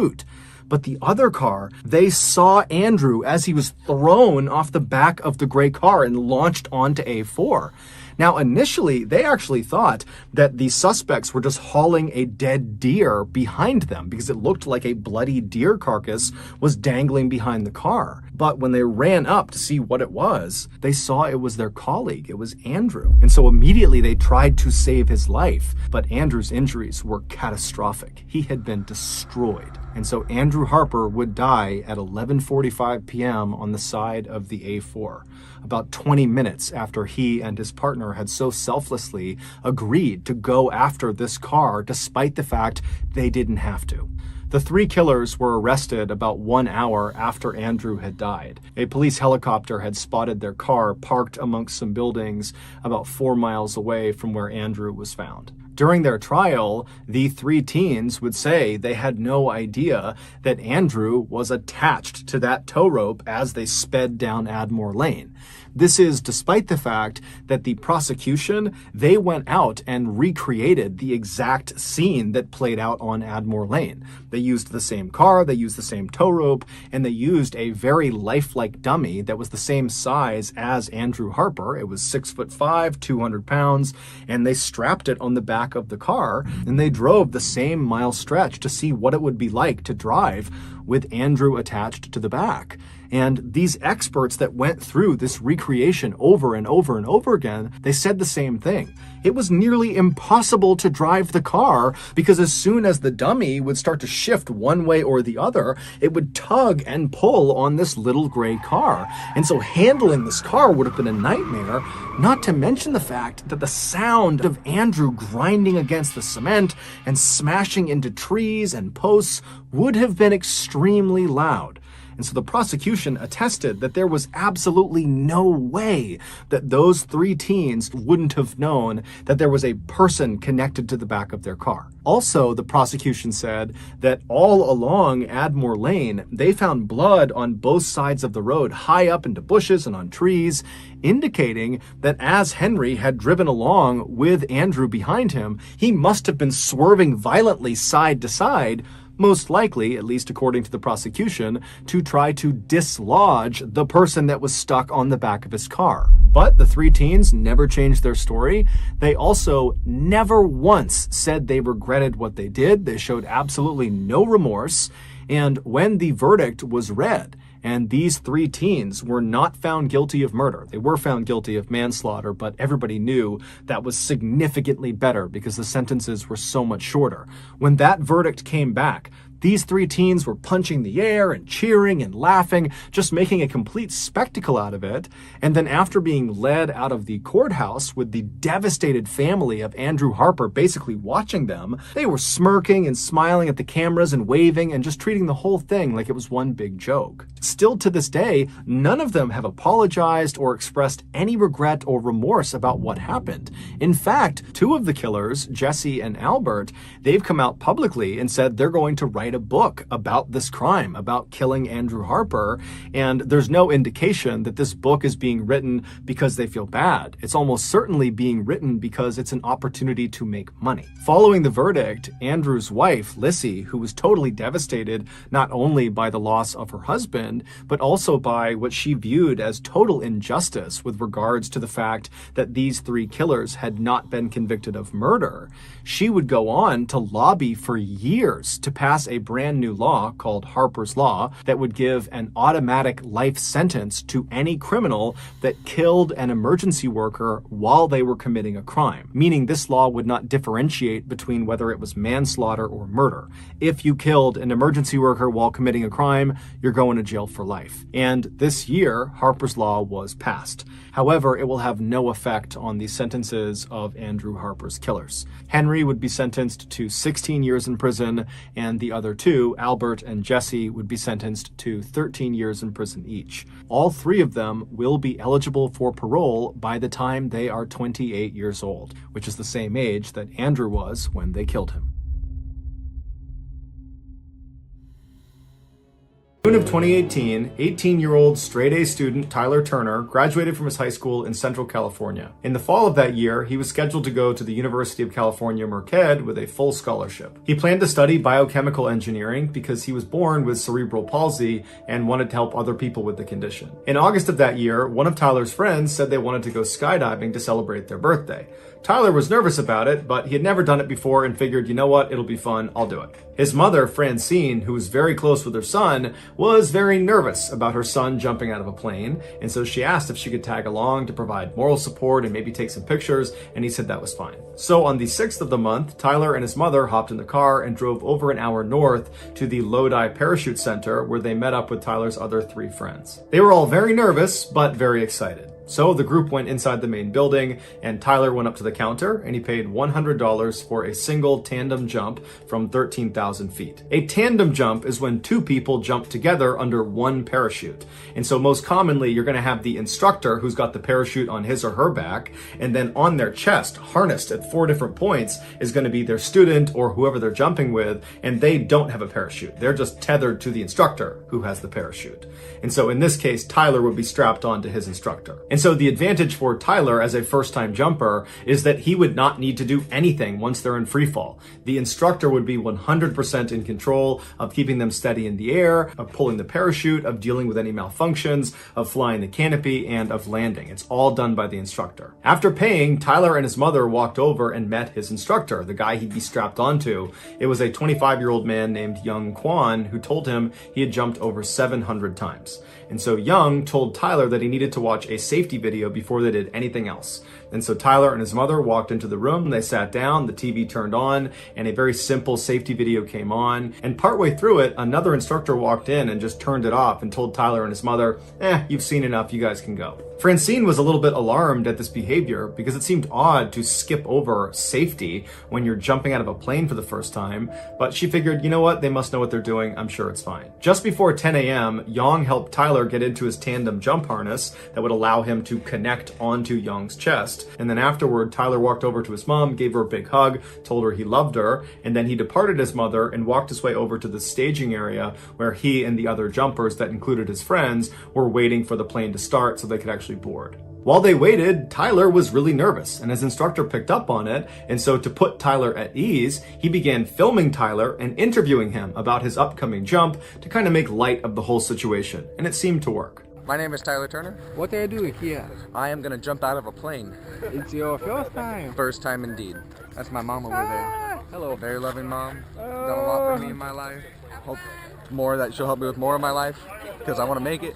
Okay, we're gonna make it. After they recorded this video, the plane was ready to go, so it was time to start boarding, and so Tyler and his instructor walked over, but Tyler stopped on the tarmac. He took a knee and prayed, and then he stood back up, he turned to his mother, he waved one more time, and then he boarded the plane. After a little while, the plane took off, and then after a little while longer, it was up at 13,000 feet, flying in circular patterns, and that's when Francine started looking up, looking for her son, and at some point she started seeing jumpers come out of the plane. And they were so far away, she couldn't possibly make out who was who. And so as the jumpers began pulling their parachutes, and all the different colored parachutes are lighting up the sky, she was trying to remember what color her son's parachute was, but she couldn't remember. And so she asked the other people that were watching, that were relatives or friends of the people up there, if they knew what color her son's parachute was, but nobody knew. As they got lower and lower, and you could actually start to make out who the jumpers were, she didn't see her son. And that's because her son's parachute never opened, and unfortunately his instructor, Yang, was not able to fix the malfunction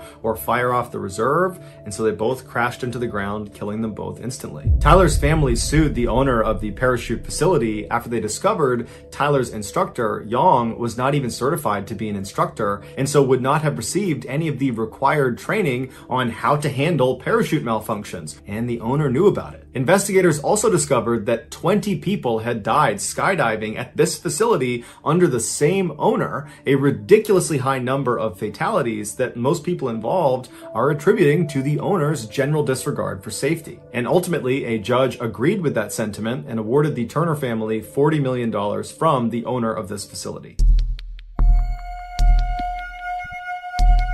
In 1962, Chileno Sanchez was born into a poor family in the Mexican state of Sinaloa. When he was just 15 years old, one of his sisters was assaulted by a very rich and powerful man in their town, and so he never got punished for it.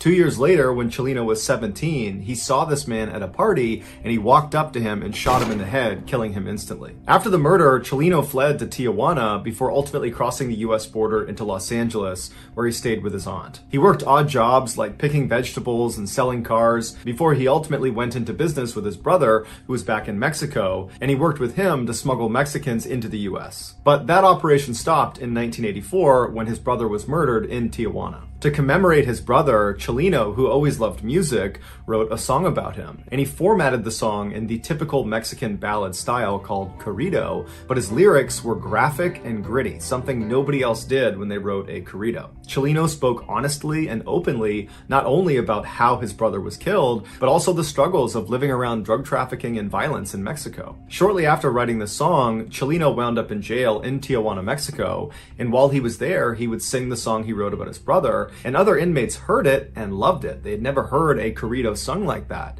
And so they asked Chileno if he would write songs about them and their exploits. Soon, Chileno was being commissioned by all these inmates in this prison to write their songs in exchange for money and for favors. When Chileno got out of prison, his unique songwriting abilities had spread beyond the prison walls to other criminals and drug traffickers and kingpins in Mexico, and before long, Chileno was being approached by those people to write their songs. His corridos pioneered a new subgenre of music called narco corrido for their ties to the narcotics industry. Some people today compare the style and lyrics of the narco corrido to gangster rap. By 1987, Chileno's music was not just being shared amongst his paying clients. It had spread into Los Angeles and all over Mexico and was becoming very popular, even though it wasn't being played on the radio because radios thought his lyrics were too graphic. And so it was spreading largely because of word of mouth and because Chileno himself would go to car washes and street corners and he would sell his cassettes to anybody who would take them. By 1991, Chileno was so famous that he actually went on tour, and everywhere he went, the venue would be completely sold out. But given what his narco corridos were about, largely about drug trafficking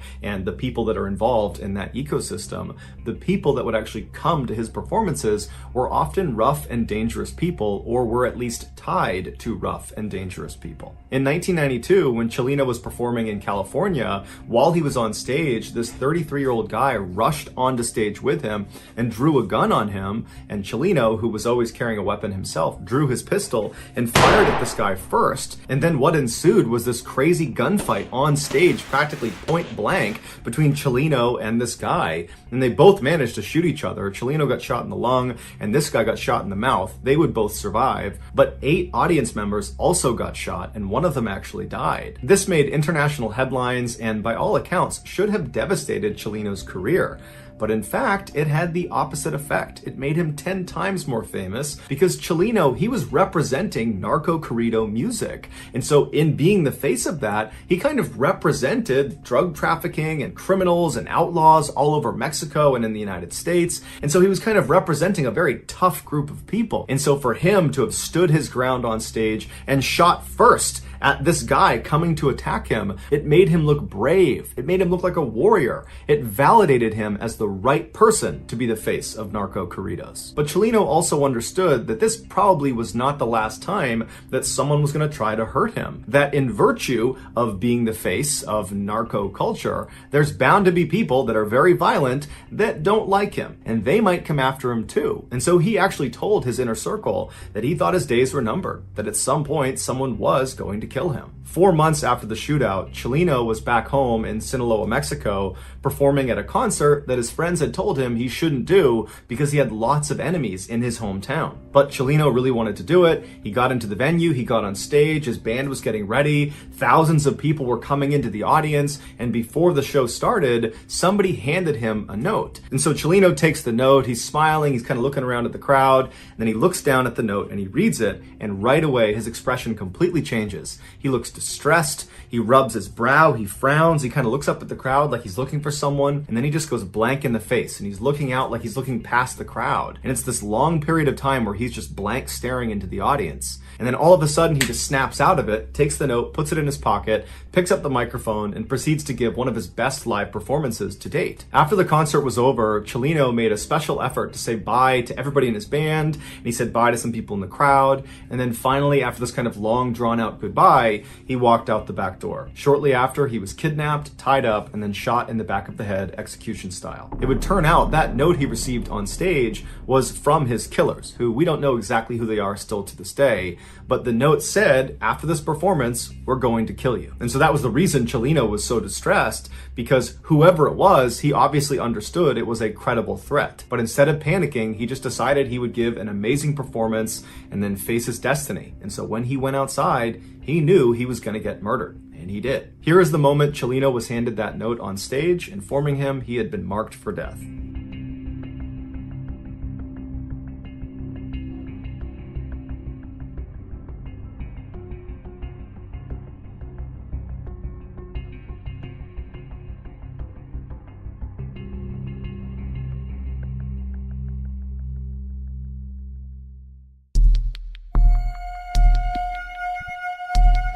Despite the fact that today there is already tons of shocking content on the internet, there is still something truly insane about Wu Yongning's videos. In 2017, Wu was a 26-year-old climbing enthusiast who was dubbed China's first rooftopper. A rooftopper is someone who, usually illegally, climbs onto rooftops, cranes, smokestacks, big antennas, skyscrapers, or any other really high, dangerous location. Almost always, these daredevils are going to these incredibly dangerous locations in order to capture footage of themselves so they can post it to the internet in hopes that it goes viral and they become famous and make a bunch of money. But because there are so many people competing for the internet's attention, rooftoppers really need to push the envelope if they want to stand out and make it big. And Wu Yongning did just that, and the internet rewarded him with millions of followers and hundreds of thousands of dollars. Most rooftoppers would go to the tops of these incredible locations and then take selfies of themselves standing there posing at the top. Wu would do that, but he also did a couple other things that nobody else was doing that kind of became his trademarks. The first one was he would dangle over the edge of the building or the crane or the antenna that he was holding onto, and he would do pull-ups, but he would keep doing them until he reached muscle failure and then would barely be able to pull himself back up to safety. Another trademark move is he would go to the top of these huge buildings and he would get right on the edge and he would do a handstand and then he would pull one arm back. So he's doing a one-armed handstand and then he would tilt his body as far as he could over the edge until he couldn't do it any farther, and he let himself come back over to safety. And then perhaps the most difficult to watch trademark was when Wu would basically run up to the edge of buildings and stop just short. And he wouldn't just run to the edge, he would use a self-balancing scooter and go as fast as he could right to the edge of the building and stop just short. And over again, he'd go right to the edge and stop, where he's literally an inch away from tumbling off the edge. Or he'd line himself up where he knew exactly how far he was from the edge, and he would do these really aggressive somersaults forward, and he would stop with his legs dangling off the edge of the building. And of course, all of these trademark moves were done without any safety equipment, and most times Wu did these stunts without anybody there to potentially pull him back up if he gets stuck. About 3/4 of the way through 2017, Wu had posted over 500 videos and live streaming clips to various social media sites, and he was starting to make some real money off of it. On one video sharing site alone, he had made over $80,000 just from donations that had come in. And so it was clear this was becoming a career. But as the money and the fame were coming into Wu, he started to realize that in order for him to stay on top and keep earning at this level, he would need to continuously outperform his last big stunt. And already he was brushing up against death on virtually every video he took. In early November of that year, Wu heard about a competition that was offering $15,000 to its winner. The details of this competition are hazy at best, but from the sounds of it, it was a viral video competition. Make the most viral video and you win the prize. This competition served as motivation for Wu to finally attempt his craziest stunt yet. He figured if he had the footage of this particular stunt, he was sure to win this competition, and with the prize money, he could pay for his wedding and cover his mother's medical expenses. And so on November 8th, Wu traveled to the Huayan International Center in central China. This massive 62-story skyscraper would be the tallest building Wu had ever performed a stunt on. The public was only able to get up to the 44th floor, and so Wu had to take the elevator up to somewhere between the 40th and 44th floor, at which point he climbed out of a window and free climbed his way all the way up to the top. So 20 additional floors just climbing the side of a skyscraper. Once he got to the rooftop, he set up his tripod and his camera, and he turned on his live stream. And then he walked around and he began preparing himself for the stunt. Live stream viewers that tuned in would see Wu sitting on the edge of the skyscraper, and he's meticulously wiping down the edge of this building. It's the area he'll be grabbing onto to perform his stunt, which was going to be his trademark pull-ups. And so after several minutes of Wu cleaning this ledge, he begins to lower himself where his arms are still tucked up over the ledge. So he's not hanging, he's got his arms kind of anchored on the top. He's like testing the edge of this lip. And he kind of feels around and he can tell that it's not a good grip. It's not good enough for him to go down to a full extension. And so he pulls himself back up and he goes back to wiping down the edge. And from the looks of it, it seems like Wu is actually pretty nervous about this stunt. And normally when you watch Wu's videos, he doesn't seem nervous at all, even leading up to his stunt. But this one just seemed different. And so after again wiping down this ledge as much as he possibly could, he gets himself ready, lowers himself onto his arms, he lets his legs drop over the edge of the building, and then he goes to full extension. And from there, he does 2 complete pull-ups, and then after the second pull-up, he begins to try to pull himself back up to safety. But he's fatigued and he can't quite get himself up over the edge. He starts to use his feet to try to use the glass to push himself back up, but he can't get a grip. And for the next 15 seconds, Wu is desperately trying to get himself up and over this ledge. He's trying to muscle himself up, but it's obvious he's completely fatigued. I mean, he did free climb almost 20 stories to get up there, and so it makes sense his arms would be tired, but there's nobody up there to help pull him up. And so after a while, he goes back to full extension because he can't do anything, and he looks down as if he's sizing up if he can survive this fall, which he obviously can't. And then the camera picks up a sort of whimpering sound that appears to come from Wu, and then he loses his grip and he falls to his death. Here is a segment of his final video right before he fell. Anna Malaya was born November 4th, 1983, to very poor and alcoholic parents in the Ukraine. In the winter of 1986, when Oksana was only 3 years old, In a drunken stupor, her parents forgot about her outside in the cold of winter. And because she was locked out, instinctively she crawled towards the nearest source of warmth, which was the family's kennel where a whole bunch of dogs were sleeping. And incredibly, once she crawled inside of this kennel, not only did the dogs allow her to sleep there that night, but they kind of embraced her as one of their own. The next day, Oksana did not go back in the house, and her parents seemingly did not notice her absence. And over the next 5 years, Oksana would stay with this family of dogs, essentially living like she was part of their pack, which meant over those 5 very formative years from ages 3 to 8 years old, Oksana had almost no interaction with humans. Oksana rapidly learned how to behave like a dog and began only walking on all fours. She would bark instead of try to speak, and she would eat raw meat. By the early 90s, Oksana no longer identified as a human. She identified as a dog. And it was in the early 90s when a passerby happened to see Oksana running around on all fours in the back of her house in the woods,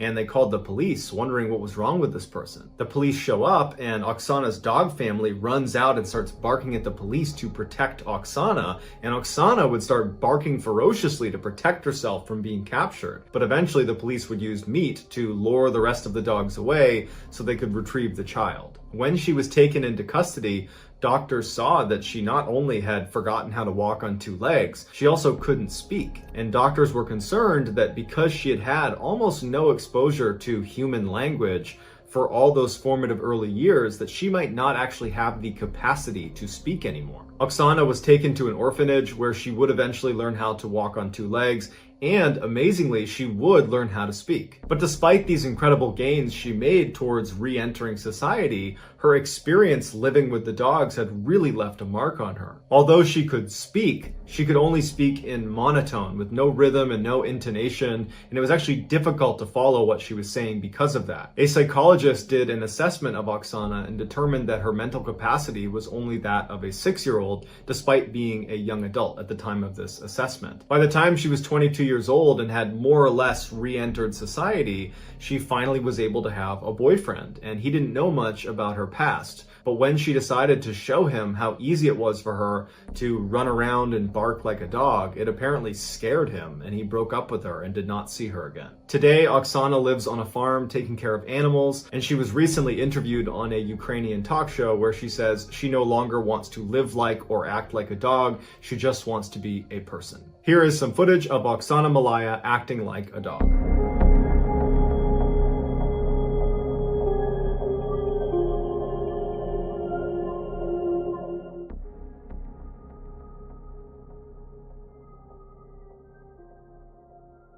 After being apart for many years, identical twin sisters Ursula and Sabina Eriksson were finally reunited on May 15th, 2008. Within 24 hours of their long-awaited reunion, the 41-year-old Swedish sisters boarded a ferry for Liverpool, England. They arrived in Liverpool at 8:30 in the morning on Saturday, May 17th, and their first stop was going to the St. Anne's police station, where Sabina would tell them that she's very concerned for the safety of her kids back in Ireland. The police would say, okay, we'll follow up, and they got in touch with their counterparts in Dublin, Ireland, who went over to the house and everything was fine. So the women leave the police station on foot and they make their way over to a bus stop, and they ultimately board a bus bound for London at about 11:30 in the morning. So they get in the bus and they start moving, and the driver asks them to take their luggage and put it in the luggage hold. But the women aggressively refuse to give up their luggage, and in fact, they start clutching their luggage against their chest. So the driver starts to feel really uncomfortable about having these 2 women on the bus, and ultimately decides to just pull over at a service station outside of the city and tell them to get off the bus. They get off, and the driver ends up calling the police and telling them there's something weird going on with these 2 women. I don't know what's inside their bags, but you might want to come check it out. As it happened, there was already a police officer at this service station who came right over to the women and started talking to them as the bus driver took off. During their conversation, the police officer felt like these 2 women were not a threat to anybody, and it was just a big misunderstanding, and they let them go. So the officer leaves, and these 2 women who don't have a car start walking down the highway on foot. Shortly thereafter, a security camera on the highway picks up the 2 women walking down the median of this very busy highway, and at some point they try to cross the street, and it's obvious as you're watching this video that they're not going to make it. There's so many cars, and immediately Sabina gets hit by a car. Now, Sabina was only grazed by the car, so she was okay, and she and her sister went back to the median of this highway, but enough motorists saw this happen that they called the police. And it just so happened that the responding patrol car that was in the area was being shadowed by a film crew that was filming for a TV show called Traffic Cops. So this patrol car shows up with cameras rolling, and they're able to get the sisters from the median over to the shoulder on the other side of the road, and they're talking to them like, what's going on? What are you doing here? And on camera, everything seems totally fine. Like, there is no major issues here. These women were just stranded and were making some bad decisions walking down a highway on foot. Then all of a sudden, Ursula turns away from the officers and tries to run into traffic. And there are cars whizzing by. They have not stopped traffic. And one of the officers manages to grab her arm, but only gets her jacket, which she's able to wriggle out of before launching into traffic, literally leaping into traffic, and gets hit by a huge truck going 60 miles an hour and gets thrown down the road. Literally a second later, as everyone's like, what is going on? Sabina yells, "They're gonna steal your organs!" And she leaps into traffic and gets hit by another car. Immediately, police run in the road, they stop traffic, and they go up to Ursula, who was the first to get hit, and they see her legs are definitely broken, but she's alive. As for Sabina, she was totally unconscious, and they didn't know if she was going to make it. When the paramedics finally show up, Ursula, who has the broken legs, fights to sit up, and they're trying to tell her, like, lay down, you're hurt, you have shattered legs, you're lucky to be alive, lay down. She's not listening. In fact, she's violently trying to sit up, and she starts spitting at the paramedics and the police and screaming obscenities at them like they're trying to hurt her. And they're like, we're the police, we're the paramedics, we're trying to help you. At the same time, Sabina regains consciousness, and even though paramedics and police are trying to keep her laying on the ground, she begins fighting her way up and is pushing the police off of her, and finally stands up and literally squares off with one of the police officers and decks her in the face before running down the road. Police would have to run down the road after her and literally surround her as she's got her fists up like she's going to fight anybody that touches her, and they would have to tackle her to the ground and put her in handcuffs just to keep her from hurting herself. Both sisters would be transported to the hospital, and when they got there, they both apparently were acting normal again. Ursula, because of her broken legs, would be admitted to the hospital, and apparently she would stay normal and would eventually make a recovery and would be released. There were no charges pressed against her. As for Sabina, the doctors checked her out, and she didn't appear to have any injuries. So they released her, and she was brought to the police station to be charged for punching the police officer in the face. That day, Sabina would plead guilty to her charges and would be sentenced to 1 day in custody that she served that night. The next day, she was released. So Sabina leaves the police station on foot, and later that night, she's walking down the road when she sees two men walking towards her who were named Glenn and Peter. She stops them and she says, "Hey, I'm looking for a bed and breakfast. Are there any good ones nearby?" And Glenn would say, "You know, it's funny, I own a bed and breakfast. You can stay at mine." Initially, Sabina seemed hesitant, like perhaps this was a trap, but ultimately she agrees, and the three of them go back to Glenn's B&B. Once they got there, Sabina apparently was constantly looking out all of the windows, acting very paranoid, and then at one point she offers the men a cigarette, and the men accept, and she hands them their cigarette, and she's about to light their cigarettes when she suddenly snatches them out of their mouths and says, "Oh, these might be poisoned," and she throws them in the trash. Just before midnight, Peter leaves, and Glenn and Sabina go to sleep in their respective rooms. The next day, Glenn gets up to make tea and food for Sabina, who's downstairs in the kitchen, but Glenn realizes he's out of tea bags. So he goes outside and he hollers to his neighbor Frank and says, "Hey, can I borrow some tea bags?" Frank gives him the tea bags. Glenn goes back inside. About a minute later, Frank recalls seeing Glenn stagger out of the B&B, clutching his stomach, screaming, "She stabbed me." And apparently his last words were, "Frank, take care of my dog," before he ultimately died. Frank immediately calls the police, and Sabina immediately leaves the B&B and takes off running. She gets to a highway and she's running along the side of this highway, and a motorist named Josh sees Sabina running, and she's clutching a hammer that she's repeatedly hitting herself in the head with as she's running. Josh drives well past her and gets out to try to intercept her, but as she's running past him, she pulls a roof tile out of her pocket and throws it and hits Josh in the head. She runs past Josh, who's now clutching his head and can't stop her. She gets to this bridge that overlooks another road, and she leaps off. It's 40 feet to the ground, and when she hits the ground, she breaks both ankles and fractures her skull, but she lives and narrowly escapes being hit by another car. Eventually, police and paramedics are called, who transfer Sabina to a hospital where she once again is acting totally normal. Nothing like the crazy person that killed Glenn or was throwing roof tiles just hours earlier. Sabina would ultimately be arrested for murdering Glenn, and she would plead guilty to manslaughter, but she gave absolutely no explanation of why any of this happened. It was like she didn't understand and was a different person now. The defense claimed that although Sabina certainly killed Glenn, she should have diminished responsibility because she was suffering from a condition known as folie à deux. It's a French term that means madness of two, and basically it only presents itself in identical twins where one twin has a psychotic break and they transmit their insanity to the other twin. And amazingly, the prosecution accepted this claim, and they only gave Sabina 5 years for her crimes. Sabina would serve her 5-year sentence and was released in 2011, and to this day is a free woman. Here are some highlights from that film crew that captured Ursula and Sabina acting totally crazy on the side of the highway.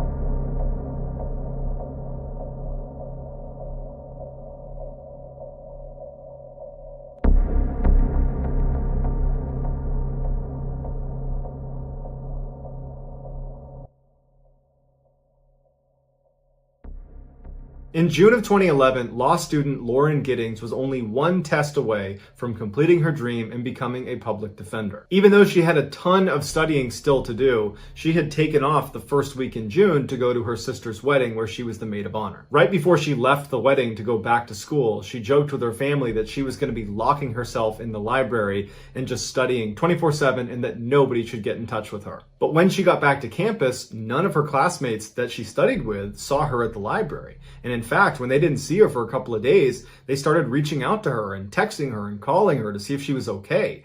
But she never picked up, she never wrote back, and so no one knew what was going on with her. One of Lauren's classmates would reach out to Lauren's sister and would ask her, hey, have you talked to your sister at all, because we haven't seen her? And Lauren's sister would write back and say, oh no, everything is just fine. Lauren told us before she left the wedding that she was going to be locking herself away and just studying 24/7, so I'm sure everything is just fine. But this classmate wasn't convinced because this felt very uncharacteristic of Lauren to not study at the library and then not to pick up any phone calls or text messages. So she would call the police and say, hey, can you please go check on Lauren's apartment because I think something's wrong. So a police officer goes over to Lauren's apartment and knocks on the door. Lauren doesn't answer. They try the door, it's locked. The officer goes outside and looks around the outside of her apartment. There's no broken windows. There's no obvious signs of a break-in. And so the officer leaves and says, I can't do anything else unless you guys file a missing person report. So a couple of days go by and there's still no word from Lauren. And at this point, Lauren's family is now concerned and they do file a missing persons report. So the police go back to Lauren's apartment. They try knocking. She doesn't come to the door. The door is still locked. So they get the owner of the apartment building to open up her door. And when they go inside, Lauren's not in there, and at first, it doesn't seem like anything is wrong until they notice her cell phone, her keys, her purse, and her laptop are all still in there. This made the police think there could be something sinister happening here, and so they went to Lauren's friends and family and they asked, does she have any enemies? Does she have any reason to be fearful for her life? Initially, they said no one would want to harm Lauren. Everybody loves Lauren. But Lauren's sister would say to the police that there was actually one comment Lauren made a year ago that now seemed a little bit more relevant. Lauren had just got back from a vacation and she noticed there were things in her apartment that seemed like they had been moved, like someone else had been here, but no one was supposed to be in her apartment. And so she told her sister, and the two of them talked about it a little bit, but it was quickly forgotten about because there wasn't a reasonable explanation, and Lauren was so busy with school, she didn't pursue it. After police have done a thorough investigation of the inside of Lauren's apartment, they move outside of her apartment and begin scanning the exterior of the building, and they make a huge discovery. An officer who was looking in the dumpster noticed this big black trash bag that looked out of place, and when he tried to move it, it was very heavy, and when they opened it, they found a human torso, and it was Lauren's. Right before this discovery was made, a news crew had shown up outside the apartment building and was trying to interview people that lived in the apartment complex because they had been tipped off that somebody who was living here had been missing for over a week, and now police were getting involved. They saw what looked like a resident of the building looking visibly shaken up, watching the police doing their investigation, and they went over to interview him. It would turn out his name was Stephen McDaniel, and he was Lauren's neighbor, and he was a classmate of hers in law school. The interviewer asked Stephen, "What was your last interaction with Lauren?" And Stephen became really focused on how he had not seen her in the last week. And in fact, speaking on behalf of my other classmates, no one's seen her. She must have just vanished. As they're doing this interview, right on the other side of a bush, this police officer discovers Lauren's torso, and the news kind of gets out to the interviewer, they've found a body. And the interviewer says out loud to Stephen, "It looks like they found a body." And Stephen just completely changes, and he goes, "A body?" And then he goes completely silent to the point where the interviewer says, "Are you okay?" And he just stands there looking completely distant before walking away from the interviewer, sitting down with his back turned, and hyperventilates before the interview ends. Once this case went from missing person to homicide, the police started searching all the rooms on Lauren's floor. And Stephen's room is right next to Lauren's, so he was the first room they searched. Apparently, as they began searching his room, he was standing just outside the door and sweating profusely and drank over 10 bottles of water. In his apartment, they found a key to Lauren's apartment. And what he would do is whenever she was gone, he would sneak into her room and download her hard drive, as well as steal little souvenirs like small articles of clothing and other things that he would hoard in his apartment. When they went on Stephen's computer and checked his browser history, basically the only things he did on the internet were look at Lauren's Facebook and LinkedIn profiles. But the creepiest thing they found was this camera that was literally duct taped to this long pole. And on the camera were all these surveillance videos of Lauren, because what he would do is he would go outside and he would hoist up this camera and he would film her through her windows in the middle of the night. Stephen was quickly charged with Lauren's murder, to which he pled guilty, and he would openly confess to the details of how she died in court. Most times, he used this surveillance footage to confirm she was not in her apartment so he could sneak in and steal from her. But on the day she was murdered, he would use that camera technique to confirm she was home. And shortly after confirming she was in fact home and asleep, he put on a mask and used his key to get into her apartment and walked right into her room, which woke her up. According to Stephen, she apparently sat up and said, "You need to leave." At this point, he jumps on the bed, and in their struggle, his mask would come off, and Lauren would recognize it's clearly Stephen, and she would plead with him by name to stop. But he didn't stop, and he would strangle her to death. Afterwards, he dragged her into the bathroom and began cutting her up into fairly small pieces. Some of those pieces got flushed down the toilet. The others were put in bags, and only one of those bags was ever discovered, and that was the one of her torso. Stephen was ultimately given a life sentence. Here is a highlight of Stephen's interview when it's revealed that they've discovered Lauren's body. I mean, no one has seen her since Saturday. I haven't seen anything. I mean, I've always heard noise outside, but it's just people walking by pretty much. I mean, we just don't know where she is. What about in the parking lot area? I know they've been doing a lot of, I think that's where they have recovered the body or whatever they recovered from there. Body? Had you seen anything there? Had you seen anything there? I mean, we don't know if this is the same person. You know what I mean? Like, they took out a body there earlier. We don't know if it's the same person or not. So that's why we're trying to ask people if they know who lived there. Are you okay, sir? I think I need to sit down. Okay.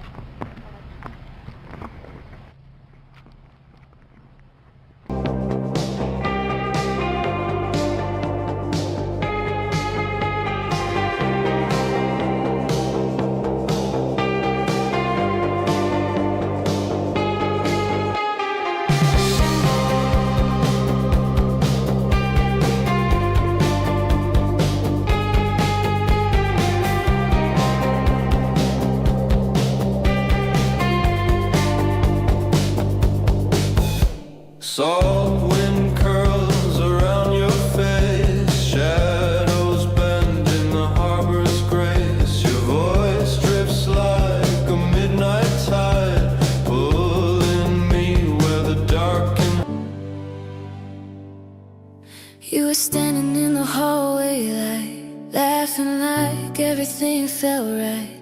I was there, but just out of view, close enough, but never you.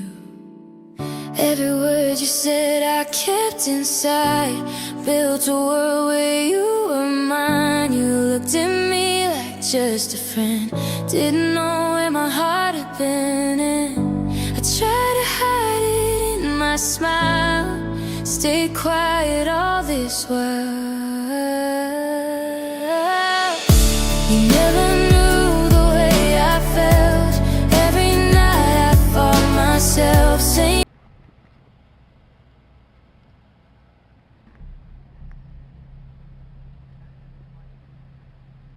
So that's going to do it, guys. Let me know what you thought of these 3 stories in the comments, and I will pin the best comment at the top of the comments section. If you enjoyed today's story and you haven't done this already, please ask the like button if you can borrow their car and then return it to them with the gas gauge on empty. Also, please subscribe to this channel and turn on all notifications